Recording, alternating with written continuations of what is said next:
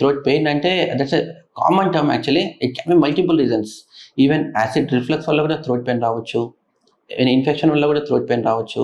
We have to identify what is the root cause, అంటే దేనివల్ల అవుతుంది, ఎందుకు అవుతుంది, అది చూసుకోవాలి. ఓకే, సో మెయిన్గా ఇన్ఫెక్షన్ అనగానే never jump with antibiotics or ఈ ట్రీట్మెంట్ స్టార్ట్ చేసేయాలి ఇమీడియట్గా ఉండకూడదు. What is the underline cause అనేది చూసుకోవాలి first of all.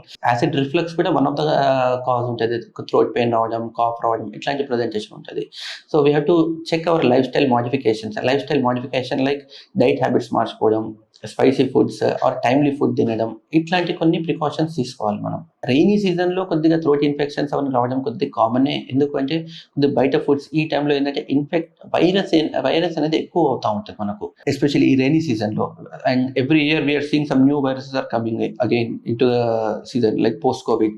We have seen like COVID is also a new virus. Again, every year we get some new viruses. Okay, so we have to build immunity to that one. So బయట తినేటప్పుడు food కొంచెం జాగ్రత్తగా ఉండాలి. So properly cooked hygiene food తీసుకోవడం, and rather than బయట తినడం కంటే preferably homely food prefer చేసుకోవడం అండ్ వామ్ ఫుడ్ ప్రిఫర్ చేసుకోవడం.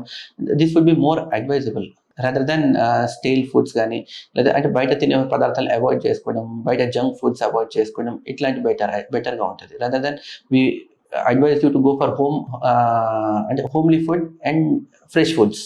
62 లక్షల మంది ప్రజల్లో మెడ్ ప్లస్ బ్రాండ్ మెడిసిన్స్ కి మారడం వలన 915 కోట్ల రూపాయలు సేవ్ చేసుకున్నారు. అదే మెడిసిన్స్ అదే క్వాలిటీతో 50 to 80% డిస్కౌంట్.